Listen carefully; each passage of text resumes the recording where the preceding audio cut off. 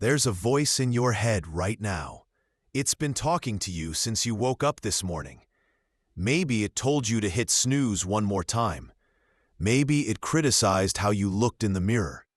Maybe it reminded you of that embarrassing thing you said 3 years ago that literally no one else remembers.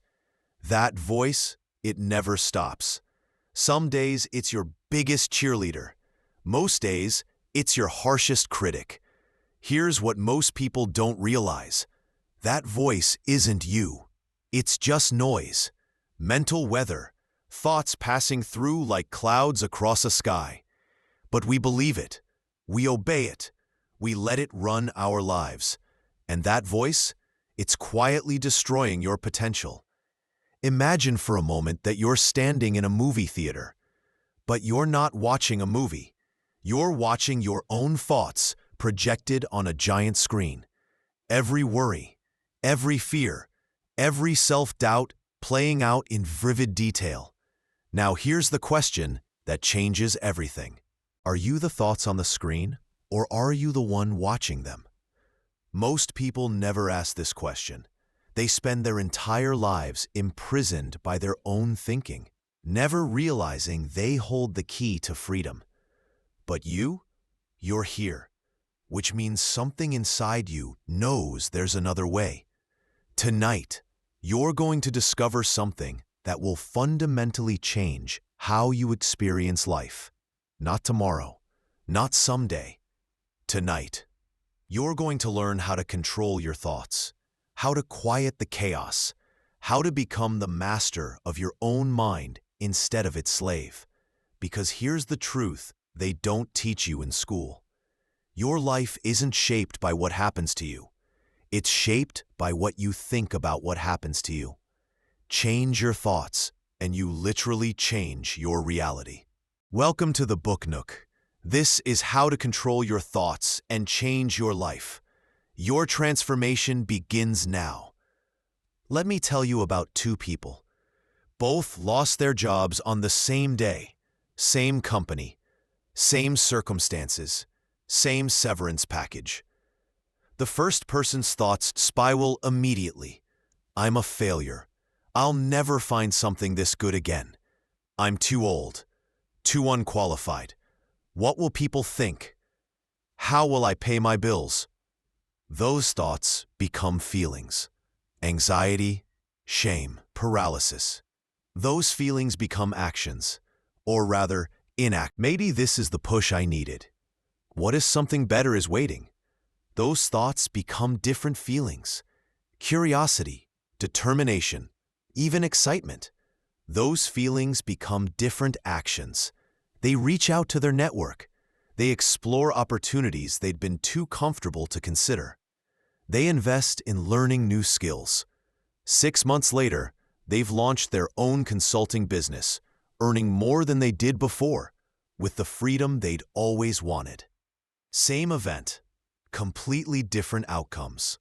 The difference? The story they told themselves. Your mind is the most powerful tool you will ever possess. But like any tool, it can build or destroy. It can set you free or keep you trapped. Every moment of your life is filtered through thought. Every experience, every relationship, every opportunity, your thoughts about them determine whether you suffer or thrive. And here's the beautiful, terrifying truth. You have more control over your thoughts than you've ever been taught to believe. For too long, you've been at the mercy of your mind, letting thoughts run wild, believing every story it tells, following every impulse it suggests.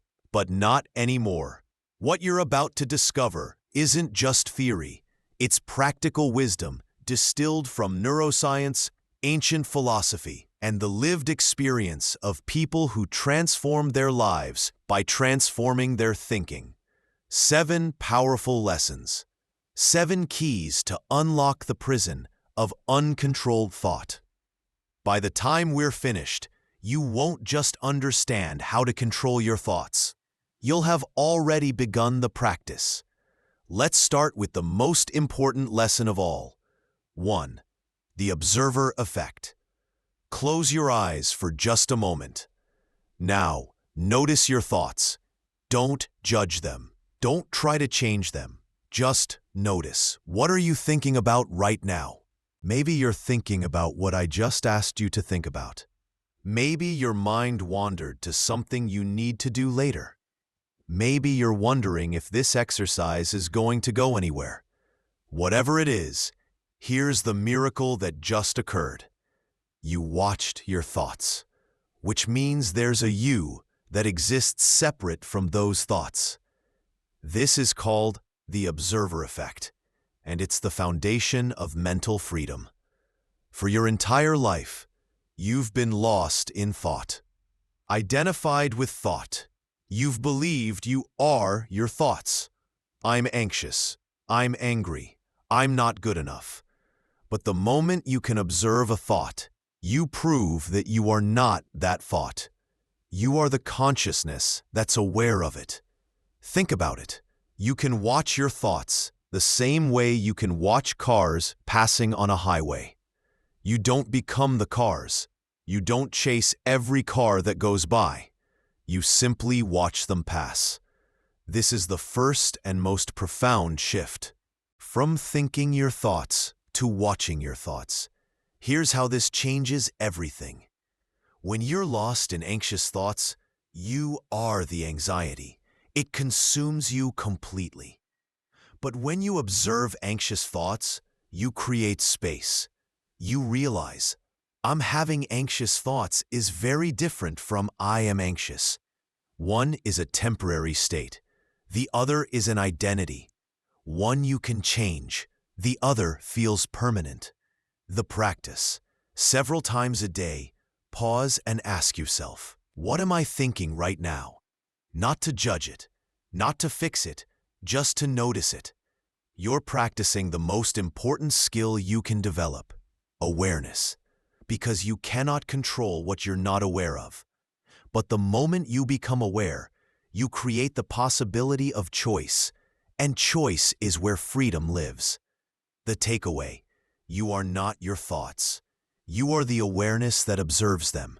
Step back, watch, and in that watching, you reclaim your power. 2. The garden of the mind. Your mind is a garden. Right now, that garden might be overgrown with weeds, negative thoughts, limiting beliefs, toxic patterns that have taken root over years of neglect. But here's what you need to understand. You didn't plant most of those weeds. They came from other people's gardens. Your parents, your teachers, your ex-partners, society, the media. Seeds of doubt, seeds of unworthiness, seeds of fear. They blew into your garden, and you watered them without realizing it. Every time you repeated a negative thought, you gave it nutrients. Every time you believed a limiting story, you helped it grow stronger. But a garden can be cultivated, weeds can be pulled, and new seeds can be planted. Here's the truth about thoughts. They're not facts, they're habits. That voice that says you're not smart enough, that's not truth speaking. That's a habit formed through repetition. Maybe a teacher once made you feel stupid. Maybe you failed a test and created a story about what it meant. That story became a thought. That thought became a habit. That habit became your reality. But habits can be changed. Every thought you think is carving neural pathways in your brain. Think it once, and you create a faint trail. Think it 1,000 times, and you create a superhighway. Your most repeated thoughts become your strongest beliefs. Your strongest beliefs become your automatic responses. Your automatic responses become your life. The exciting part? You can build new highways. The practice. Start weeding your mental garden. When you catch a thought that doesn't serve you, I always mess things up. I'm not attractive enough. I'll never be successful. Don't fight it. Don't suppress it. Just question it. Is this absolutely true? Where did this thought come from? Would I say this to someone I love? What would I rather believe instead? Then plant a new seed. Not a fake affirmation you don't believe, but a truthful reframe. Instead of "I always mess things up," try "I'm learning and growing from my mistakes." Instead of "I'm not attractive enough," try "I'm worthy of love exactly as I am." Instead of "I'll never be successful," try "I'm building my success one day at a time." Say it once, you've planted a seed. Say it daily, you're watering it. Say it for months, you've grown something beautiful. The takeaway: your mind is a garden. Stop watering the weeds of negative thought. Start cultivating the flowers of empowering beliefs. What you nurture grows. Choose wisely. 3. The gap of power. Between stimulus and response, there is a space. In that space lies your power. Let me paint you a picture. Someone cuts you off in traffic. Immediately, rage floods your system. Your heart races. Your jaw clenches. You imagine following them, teaching them a lesson, fantasizing about karma catching up to them. 10 minutes later, you're still angry. That driver is long gone. Completely unaware, they ruined your morning. But you're still there, marinating in fury, letting it poison your peace. Here's what happened. An event occurred. Then, instantaneously, you reacted. No gap, no space, no choice. Stimulus, response, automatic. This is how most people live their entire lives. Like sophisticated robots, programmed by past experiences, running on autopilot. But you're not a robot. You're a human being with the capacity for conscious choice. Between that car cutting you off and your emotional reaction, there's a gap. It might only be a second low, but in that second, everything changes. In that second, you can choose. You can choose to interpret the situation differently. Maybe they're rushing to the hospital. Maybe they didn't see me. Maybe they're having the worst day of their life.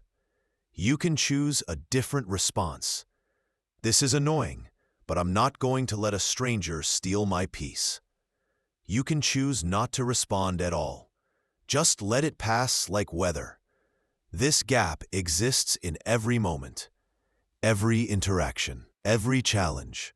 Someone criticizes you. There's a gap before you defend yourself or believe them. You face a setback. There's a gap before you declare it a disaster or see it as redirection. You receive good news. There's a gap before you feel joy or immediately worry about when the other shoe will drop. The gap is where freedom lives, but you can only access it if you're aware it exists. Most people never see the gap. Stimulus and response feel like one continuous event. They don't realize there's a choice. But now you know, and knowing changes everything. The practice. The next time something triggers you, a comment, a situation, a thought, pause, just for 3 seconds. Breathe in, breathe out. Notice the gap. In that gap, ask yourself, how do I want to respond to this? Not react, but respond. Reaction is automatic. Response is intentional. Reaction is unconscious. Response is conscious. Reaction enslaves you. Response frees you. Viktor Frankl, who survived Nazi concentration camps, said it best. Between stimulus and response, there is a space. In that space is our power to choose our response. In our response lies our growth and our freedom. He found that gap in the most horrific circumstances imaginable. You can find it in yours. The takeaway: you always have 3 seconds. 3 seconds to step into the gap between what happens and how you respond. In those 3 seconds, you can change everything. Pause. Breathe. Choose. 4. The story you're telling. Your life is not what happened to you. Your life is the story you tell about what happened to you. Let me tell you about 2 siblings. brother and sister. Same childhood. Same struggling, occasionally absent parents. Same financial hardships. Same challenges. The brother's story. My childhood was terrible. My parents weren't there for me. I never had what I needed. That's why I struggle now. That's why I can't trust people. That's why I'm afraid of commitment. My past ruined me. The sister's story. My childhood was challenging. My parents did their best with what they had. I learned resilience. I learned independence. I learned what I want to do differently. My past prepared me. Same facts, completely different narratives. And those narratives, they determined everything that came after. The brother remained stuck, using his story as an explanation for why he couldn't move forward. The sister used her story as fuel for growth. Here's what you need to understand.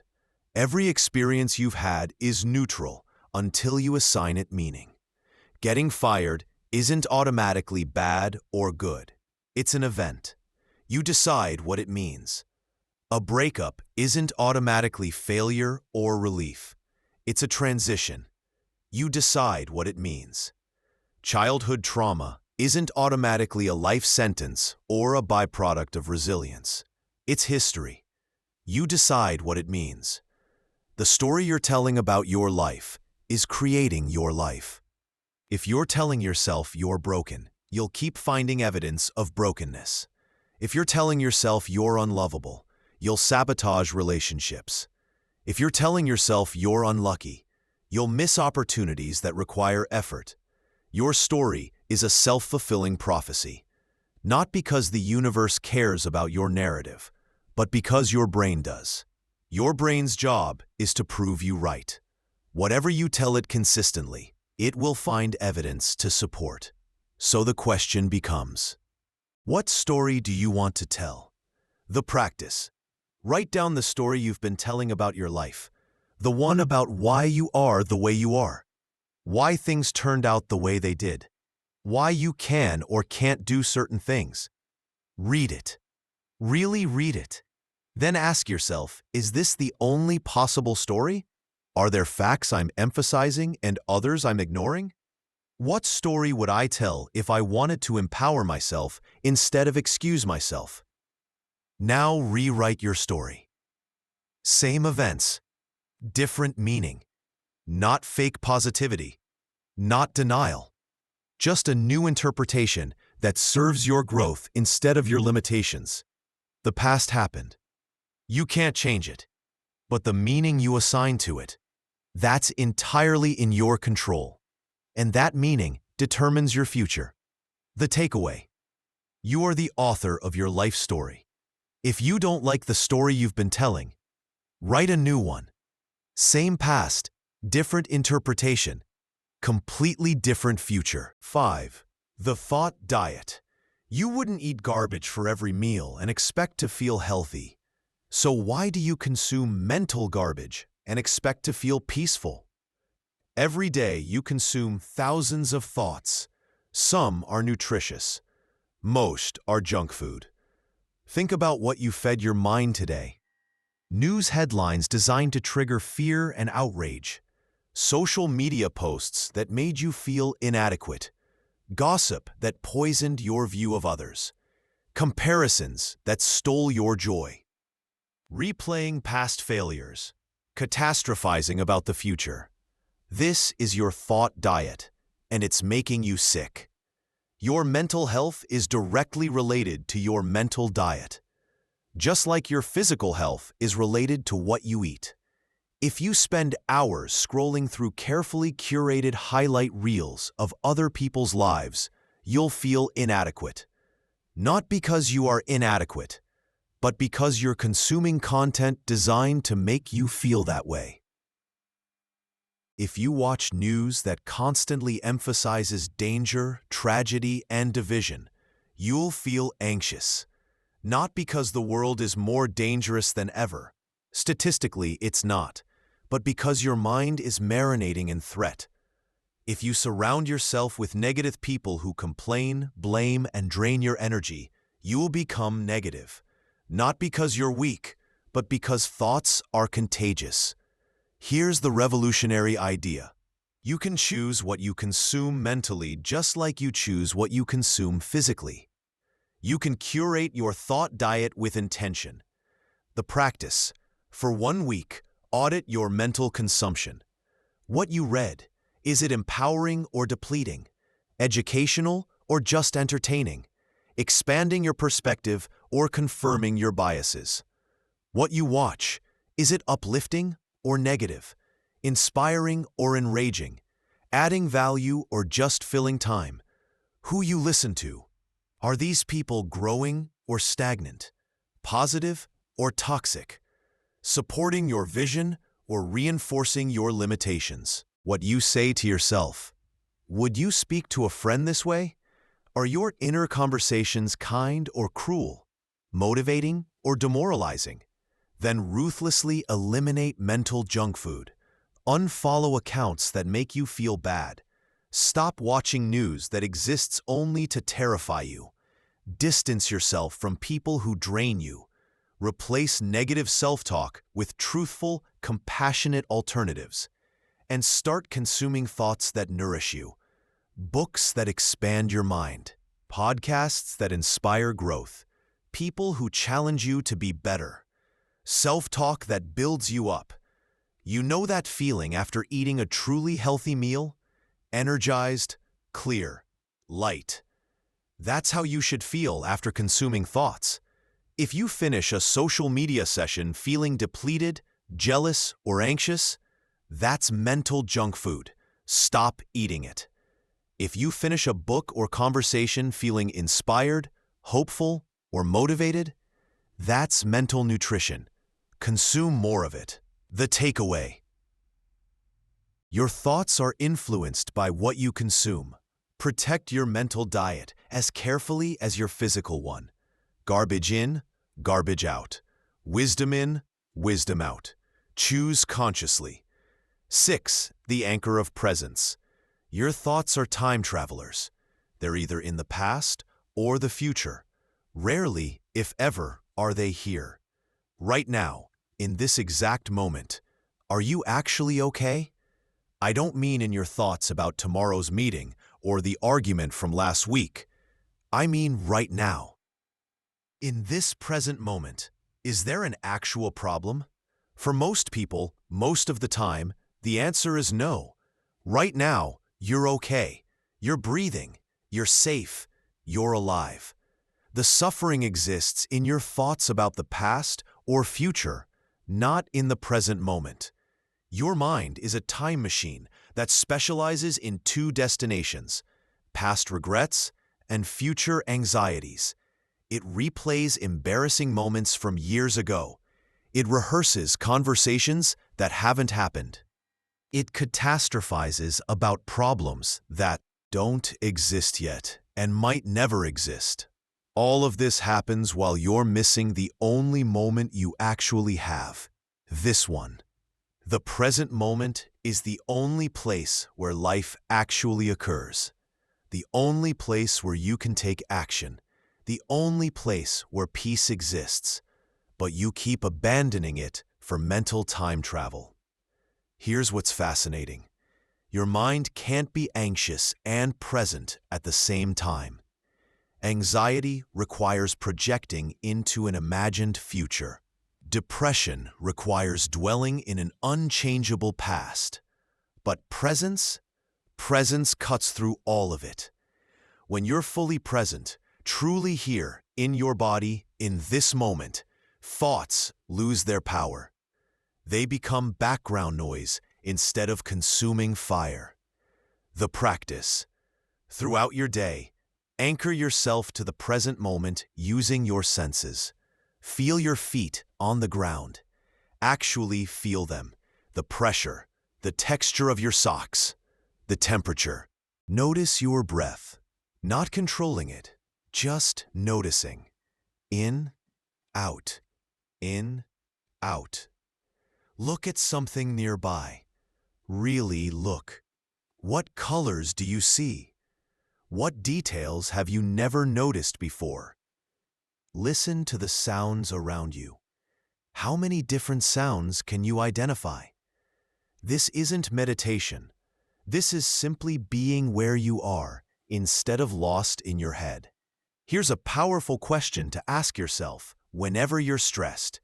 What problem do I actually have in this exact moment?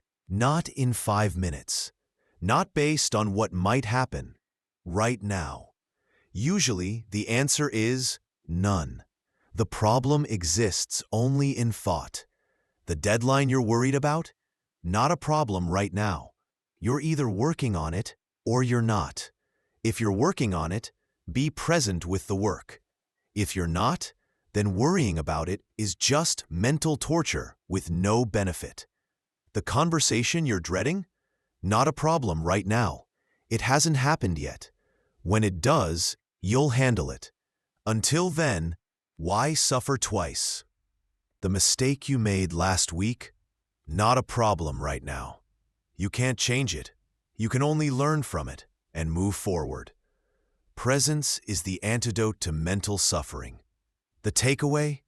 Your mind wants to live everywhere except here. But here is the only place you have power. Anchor yourself to the present moment through your senses. The past is gone. The future isn't here. Now is all you have, and it's enough. 7. The practice of surrender. There are thoughts you can control, and there are thoughts you can't.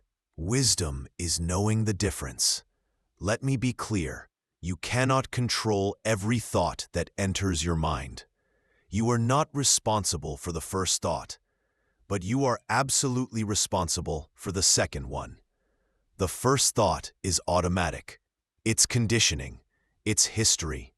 It's your brain doing what brains do, generating thoughts based on patterns, memories, and neural pathways built over years. You can't stop that first thought. The sudden anxiety, the random negative judgment, the intrusive worry. But the second thought, the one where you engage with it, believe it, follow it down the rabbit hole, that's where your power lies. This is the practice of surrender. Not giving up, not being passive, but recognizing what you can and cannot control. You cannot control the thoughts that arise, other people's actions, external circumstances, the past, most of the future. You can control whether you engage with the thought or let it pass, your response to others' actions, your interpretation of circumstances, the meaning you assign to the past, your actions in the present moment. Most people waste enormous energy trying to control what they can't, while neglecting what they can. Here's the paradox of mental freedom. The more you try to force your mind to be peaceful, the more turbulent it becomes. The more you fight certain thoughts, the stronger they grow. But when you surrender, when you stop resisting, stop fighting, stop trying to force, something magical happens. The thoughts lose their grip. It's like being caught in a riptide. If you fight it, you'll exhaust yourself and drown. But if you relax and let it carry you, you'll eventually float to where you can swim to shore. The practice. When a negative thought arises, and it will, don't fight it. Don't believe it. Don't engage with it. Just notice it. Oh, there's that thought again. There's anxiety. There's self-doubt. There's fear. Name it without becoming it. Observe it without identifying with it. Then, imagine it's a cloud passing through the sky of your mind. You don't chase clouds. You don't fight clouds. You just watch them drift by. Some clouds are dark and heavy. Others are light and wispy. But all of them pass. All of them are temporary. Your thoughts are the same. No matter how intense, how convincing, how overwhelming they feel in this moment, they are temporary. They will pass. You don't have to fix them. You don't have to solve them. You just have to not grab onto them. This is the ultimate freedom. Not controlling every thought, but no longer being controlled by any thought. Not having a perfect mind, but having a peaceful relationship with your mind. Not silencing the voice, but recognizing you don't have to obey it. The takeaway: surrender to what you cannot control. Focus on what you can. Not every thought deserves your attention. Let them come. Let them go. You are the sky, not the weather. So here you are, at the end of this journey, but really at the beginning of another. You now know something that most people will spend their entire lives not knowing. You are not your thoughts. You are the awareness behind them, the consciousness that observes them, the space in which they arise and dissolve. This changes everything. It means you're not broken when you have anxious thoughts. You're just aware of anxiety passing through. It means you're not your past mistakes. You're the person who learned from them and continues growing. It means you're not defined by the stories you've been telling. You're the author who can write new chapters whenever you choose. Controlling your thoughts doesn't mean having a perfectly quiet mind. That's not the goal. The goal is having a mind you're no longer at war with, a mind you can work with instead of against. A mind that serves you instead of enslaves you. This is not easy work. Your mind has been running on autopilot for years, maybe decades. It won't surrender control overnight. There will be days when the thoughts feel overwhelming, days when you forget everything you've learned here, days when you're pulled back into old patterns. That's okay. That's part of the process. Growth isn't linear. Transformation isn't instant. But every time you catch yourself lost in thought and bring yourself back to awareness, that's a victory. Every time you question a limiting belief instead of accepting it, that's progress. Every time you choose presence over mental time travel, you're changing your brain, your life, your destiny. Your mind is the most powerful force you'll ever encounter. It can create beauty or chaos, freedom or prison, joy or suffering. But it's your mind, and now you know how to work with it. You know how to step back and observe instead of being consumed. You know how to cultivate empowering thoughts instead of watering toxic ones. You know how to find the gap between stimulus and response and choose consciously. You know how to rewrite your story in a way that serves your growth. You know how to protect your mental diet from garbage. You know how to anchor yourself in the present moment where peace lives. You know how to surrender to what you cannot control while focusing on what you can. These aren't just concepts. These are practices, and practices require practice. Start today. Start now. Start with one conscious breath, one observed thought, one moment of presence. Your life won't change because you watched this video. Your life will change because you apply what you've learned here, every single day, even when it's hard, especially when it's hard. If this resonated with you, if you felt something shift inside while listening, then you belong here at the Book Nook. This is a community of people who refuse to live on aught, who believe that understanding and mastering your own mind is the most important work you can do, who are committed to growth, awareness, and becoming the fullest expression of themselves. Subscribe to this channel. Turn on notifications, because we're going to continue this journey together. More insights, more practices, more tools for transforming your inner world so your outer world can reflect it. Leave a comment below. What thought pattern are you ready to change? What insight from today hit you the hardest? Let's support each other in this work. Your thoughts are not your master. You are. Your mind is not your enemy. It's a tool waiting to be understood and directed. Your life is not predetermined by your past thinking. Every moment is a chance to think differently, to choose differently, to become different. The power has always been yours. You just forgot for a while. But now you remember. Welcome home to yourself. Welcome to the Book Nook.